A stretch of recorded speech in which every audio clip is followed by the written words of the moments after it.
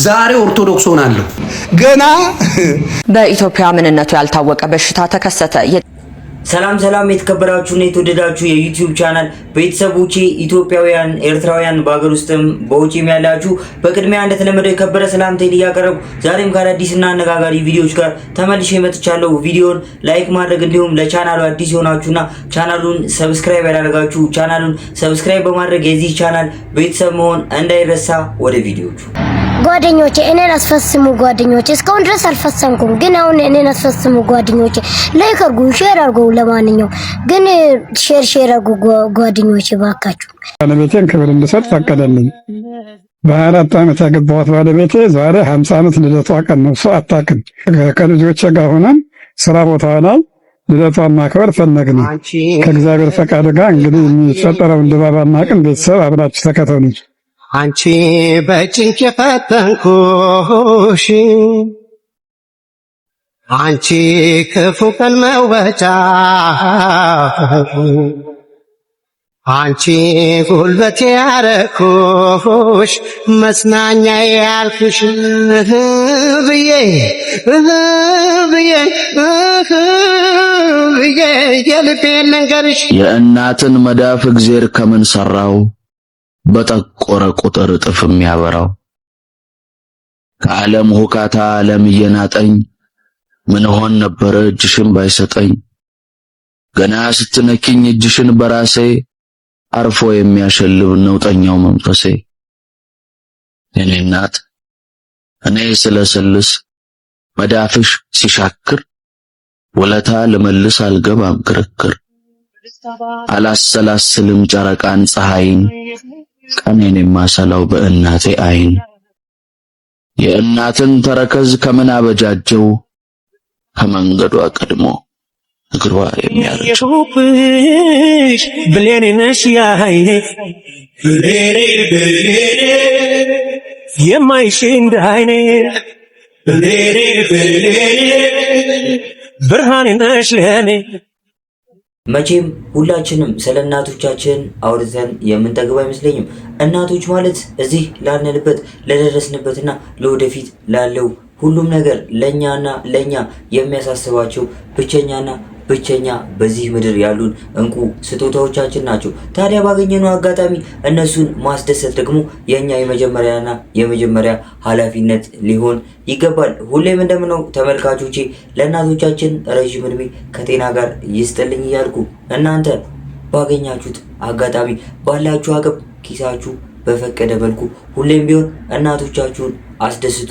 ረጅም እድሜ ጤና በምድራችን ላይ ያለው ጥሩ ነገር ለእናቶቻችን ይገባል። ለእናቶቻችን መልካም ሁሉ ነገር ይግጠማቸው እያልኩ ቤተሰቦቻችን እዚህ ለመድረሳችን ዋነኛ መሰረቶቻችን ናቸውና ክብርም ምስጋናም እንክብካቤም ይገባቸዋል። ቪዲዮውን ላይክ ማድረግ፣ ለቻናሉ አዲስ ሆናችሁ ቻናሉን ሰብስክራይብ ማድረግ እንዳይረሳ። ወደ ኔክስት ቪዲዮ በኢትዮጵያ ምንነቱ ያልታወቀ በሽታ ተከሰተ። የጤና ሚኒስቴር ምንነቱን በማጥናት ላይ ነኝ ያለው በሽታ የተከሰተው በደቡብ ኢትዮጵያ ክልል በጂንካ ከተማ ነው። የጤና ሚኒስቴርና የኢትዮጵያ ሕብረተሰብ ጤና ኢንስቲትዩት በጋራ ባወጡት ጋዜጣዊ መግለጫ ላይ የበሽታው ምልክቶች ከተባሉትም በአፍ በአፍንጫና ሌሎች የሰውነት ክፍሎች የመድማት፣ ትኩሳት፣ ማስቀመጥ፣ ማስመለስ ምልክቶች ሲኖሩ ሕክምና ተቋማት መሄድ በወቅቱም ላቦራቶሪ ምርመራ ማድረግ እንደሚገባ አንስተዋል። ምልክቶቹ ከታዩ ማንኛውም ሰው ጋር ንክኪ በሚኖርበት ጊዜ ራስን የመከላከያ ዘዴዎችን መጠቀም እንደሚገባም ተመላክቷል። ሁልጊዜ እጃችንን በሳኒታይዘር ወይንም በውሃና በሳሙና በመታጠብ ማጽዳት እንደሚገባም ነው የተገለጸው። በተከሰተው በሽታ እስካሁን ድረስም 8 ሰዎች በበሽታው የተጠረጠሩ መሆናቸው ታውቋል። ስለሞቱ ሰዎች በመግለጫው ላይ የተባለ ነገር የለም። ከባለድርሻ አካላት ተጨማሪ መረጃዎች እስከሚወጡ ድረስ ህብረተሰቡ ህመሙን ለመከላከል ጥንቃቄዎችን ተግባራዊ ሊያደርግ እንደሚገባ አሳስቧል። ክቡራን ተመልካቾቻችን ተጨማሪ መረጃዎችን ለማግኘት ፕላስ ምልክቷን ይጫኑ። እንደተመለከትነው የዚህ በሽታ ነገር አሁን ላይ በተለያዩ የማህበራዊ ድረገጽ መተግበሪያዎች በተለያዩ የሶሻል ሚዲያ ፕላትፎርሞች ላይ እየተወራ የተለያዩ ሰዎች እየተቀባበሉት ያለ ነገር ነው። እንደሚታወቀው ኮሮናንም አሳልፈናል ከፈጣሪ ጋር እኛም ተጠንቀቀን እሱም ጠብቆን ማለት ነው። የተለያዩ የማህበራዊ ድረገጽ መተግበሪያዎች ላይ እንደሰማሁት እንዳየሁት እንዳነበብኩትም ግን ይሄ በሽታ ያው የሚጠብቀን ፈጣሪ መሆኑን ሳንዘነጋ ማለት ነው። ምናልባትም ከኮቪድ ራሱ ይብሳል የመተላለፍ ነገሩ በትንሽ ነገር ስለሚተላለፍ እባካችሁ ተጠንቀቁ።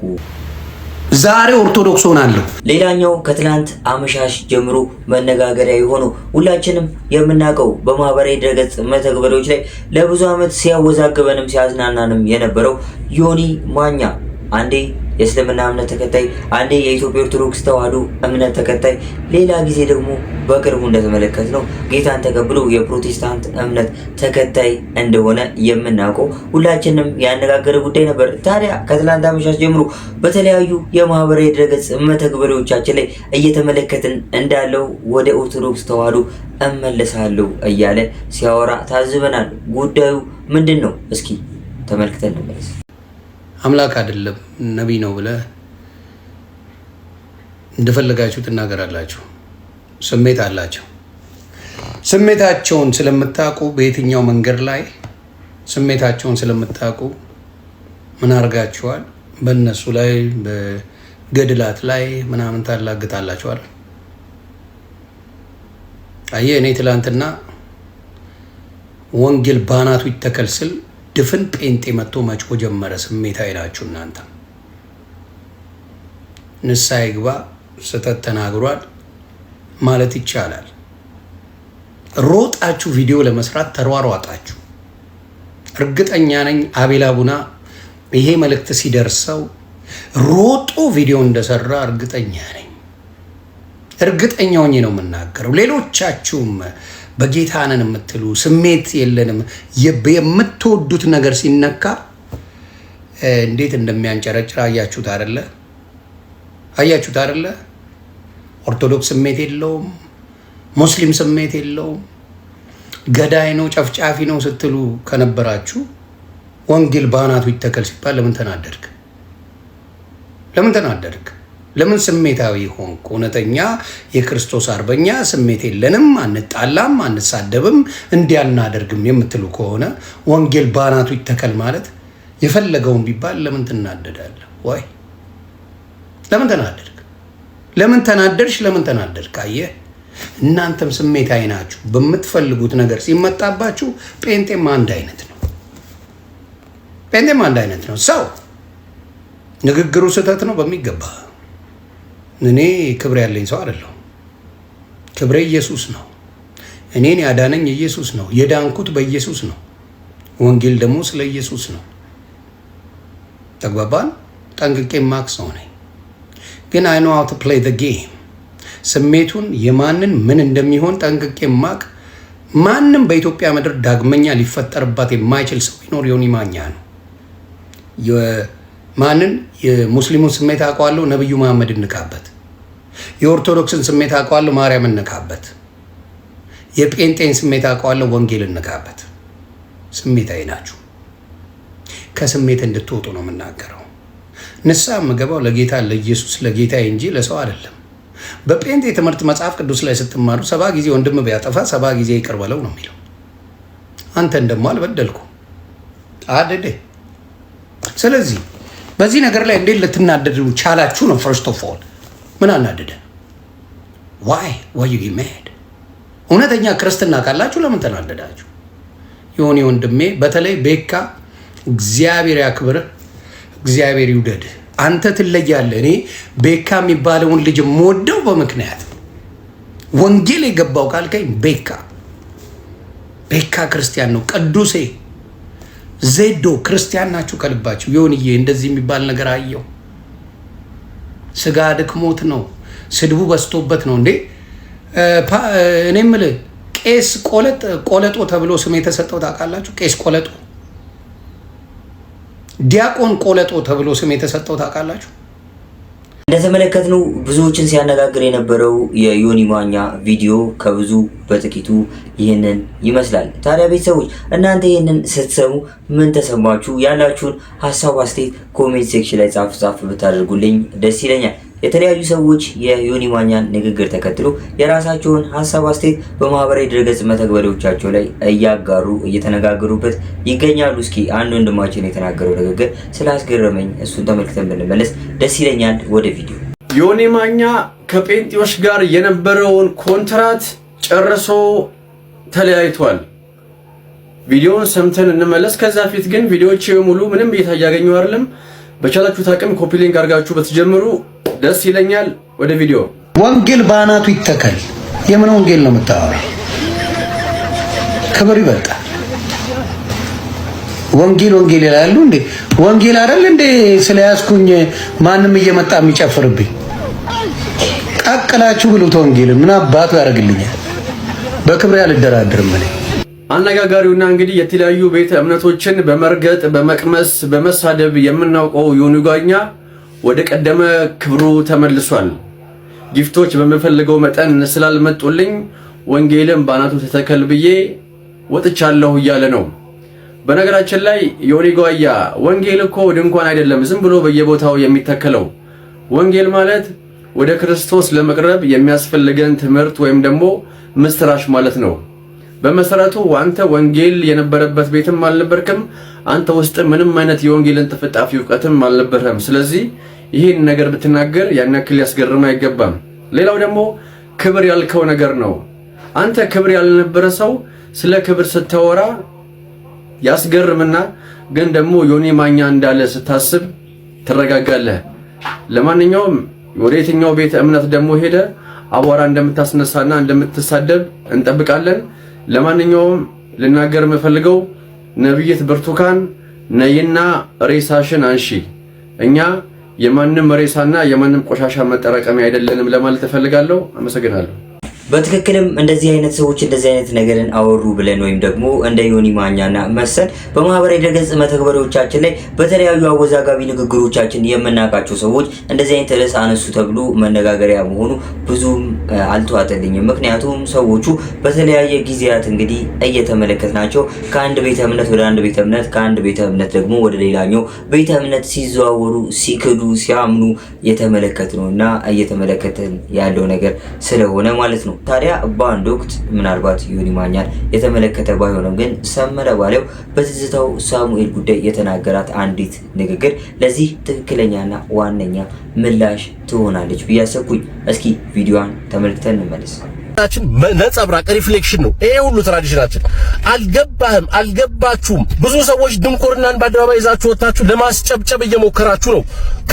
በተደጋጋሚ እንደምለው በዚህ በማህበራዊ ድረገጽ መጠቀሚያዎች ወይም ደግሞ በሶሻል ሚዲያ ፕላትፎርሞች ላይ ከአጠቃቀማችን አንፃር ችግር ያለ የምለው ከትንሽ ከማይታወቁ ተጠቃሚዎች እስከ ፌመስ ወይም ደግሞ ብዙ ተከታይ ያላቸው ሰዎችን ጭምር ማለት ነው የሚለቀቁ ወይም ደግሞ የተለያዩ ማህበራዊ ድረገጽ መተግበሪያዎች ላይ የሚጋሩ ነገሮችን አለማወቃችን ነው ብዬ አስባለሁ። ብቻ በአጠቃላይ ለዮኒ ማኛም ሆነ ለትዝታው ሳሙኤል የተናገረው ንግግር ወይም ደግሞ በዚህ በማህበራዊ ድረገጽ የማይሆኑ ነገሮችን ለሚቀባጥሩ ወይም ደግሞ ህዝቡ እንደማያምናቸው እያወቁ የራሳቸውን አጀንዳ ለመፍጠር ለሚፈልጉ ሰዎች በትክክል ምላሽ ይሆናል ብዬ አስቤ ነው ይሄን ቪዲዮ ይዤ የመጣሁት። እንዴት ነው እናንተስ የሰመረ ባሪያው ንግግር ለእንደዚህ አይነትና ለመሰል ሰዎች መልስ ይሆናል አይሆንም? ተመቻችሁ አልተመቻችሁ? ያላችሁን ሀሳብ አስተያየት ኮሜንት ሴክሽን ላይ ጻፍ ማድረግ እንዳትረሱ። ወደ ኔክስት ቪዲዮ ግን ቢያንስ ትላንት የተጠመቀው እንኳን ጸበሉ እንኳን ከላው ላይ ሳደርግ አባቶችን የሚተች 5 ሳንቲም እና 20 ሳንቲም 10 እና 5000 ፎሎወር ለማግኘት አባቶች 10 ቀን በኋላ ደግሞ ሊቃነ ጳጳሳትን የምትሳደቡ ሆናችሁ አባቶቻችሁን የምትሳደቡ አገልጋዮችን የምትሳደቡ ሆናችሁ ፈረንጅ ኢዚት ፌር ይላል። ፌር ነው። ሙፍቲን ባቻቸውን የሚያከብሩ ስል በደንብ ተረዱኝ።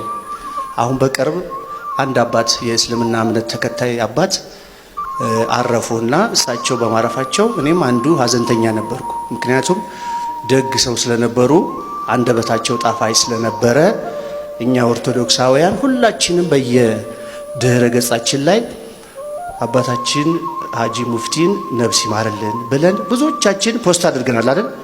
ተሳስቻለሁ። ከ10 ቀን በኋላ ደግሞ ሊቃነ ጳጳሳትን የምትሳደቡ ሆናችሁ አባቶቻችሁን የምትሳደቡ አገልጋዮችን የምትሳደቡ ሆናችሁና እንደው ፈረንጅ ኢዚት ፌር ይላል። ፌር ነው። ሙፍቲን ባከበርንበት አንደበታችን ኦርቶዶክሳዊነት ባለማህተቦቹ አባቶቻችንን ደግሞ ምን ሰድብ ሆነን። ይኸውላችሁ ወገኖቼ እኔ ብዙ ንግግር አልወድም። ነገር ግን በእንቁም ይሁን በእምነበረድም ይሁን በወርቅም ይሁን ቤተክርስቲያን ከታነጸ በኋላ ቤተክርስቲያን የሚያሰኟት ሊቃነ ጳጳሳት ናቸው። ተሳስቻለሁ? አጨብጭቡና ገለጹ። አይደሉም ናቸው? እባካችሁ እኔ ከዚህ በኋላ ላልናገር እችላለሁ ወይ ድጋሜም ላታገኙኝ ትችላላችሁ። ከልቤ ነው የምላችሁ፣ አባቶቻችሁን አክብሩ። ነገ ሙፍቲ ተነስተው ህንፃ ቤተክርስቲያን አያሳንጹልህም። ነገ ሙፍቲ ተነስተው ቤተክርስቲያን አይባርኩልህም። ይኸው እየሞትን እየተገደልን እንደሆነ እውነት ነው። ይሄ የሚታይ ምድር ላይ ያለ እውነት ነው። ነገር ግን የተረፍነውንም ሁሉ ለማገልገል አባቶች ያስፈልጋሉ፣ አገልጋዮች ያስፈልጋሉ። በጣም ጥንቃቄ ያስፈልጋል። ትናንትና እንደ ማህበራዊ ሚዲያ የነበረ ከኦርቶዶክስ ቤተክርስቲያን ከኢትዮጵያ ኦርቶዶክስ ተዋሕዶ ቤተክርስቲያን ወደ ኢትዮጵያ ኦርቶዶክስ ተዋሕዶ ቤተክርስቲያን ከሌላ እምነት የመጣ ሰው ብዙ ነገር ይናገራል። አባቶቻችሁ እንዲያደርገው በእናንተ ዘመን እንዲሆኑ በእናንተ ዘመን ሞት ሆኖ በእናንተ ዘመን ቃጠሎ ሊሆን ይችላል። አዎ፣ ግን ቢያንስ ትላንት የተጠመቀው እንኳን ጸበሉ እንኳን ከላው ላይ ሳደርግ አባቶችን የሚተች 5 ሳንቲምና 20 ሳንቲም 10 እና 5000 ፎሎወር ለማግኘት አባቶቻችሁን የምትሰድቡ የምትነቅፉ ለጊዜው ትንሽ ፊት ስላላችሁ በእውነቴ ነው የምላችሁ። እኔ ንግግር አልወድም። ለትንሽ ሳንቲም ለ5000 ለ10000 ፎሎወር ብላችሁ አባቶቻችሁን ክብር ማሰጡ በታሪክ ተወቃሽ ትሆናላችሁ። ቤተክርስቲያንም እያሳጣችሁን ነው፣ አባቶቻችንንም እያሳጣችሁን ባዶ ልታደርጉን ነውና በማህበራዊ ሚዲያ የምትጽፉትን የምትናገሩትን ተጠንቀቁ እባካችሁ፣ እባካችሁ። ደግሜ ላለው በወርቅ በእንቁ በእምነበረድ ቤተክርስቲያን በብዙ ወጪ በብዙ ድካም ብናሳንጽ መተው በሜሮን የሚያከብሩልን ብፁዓን አበው ሊቃነ ጳጳሳት ናቸው። በፍጹም እንደው በምትወዳ ድንግል ማርያም ካፋችሁ በማጠፋው ድንግል ማርያም ይዣችኋለሁ። አንደበታችሁን ከማህበራዊ ሚዲያ ጠብቁ። ስፔሻሊ ደግሞ አባቶቻችሁን በመንቀፍ ክብር የለም፣ ነገ ያስፈልጉናል።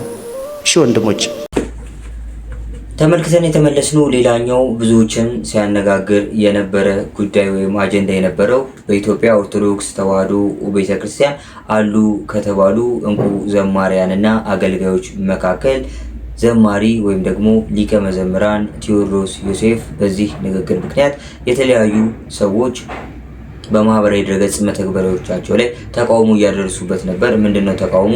በአሁን ላይ በተለያዩ የሀገራችን ክፍሎች የተለያዩ ምዕመናን በግፍ እየተገደሉ ስለሆነ አንተ በዛን ጊዜ ምንም ሳትል እንዴት እንደዚህ አይነት ንግግሮችን በማህበራዊ ድረገጽ መተግበሪያዎች ላይ እንዲጋሩ ወይም ደግሞ ይህን በመሰለ ትልቅ መድረክ ላይ እንዴት እንደዚህ አይነት ንግግር ትናገራለህ የሚል ነበር።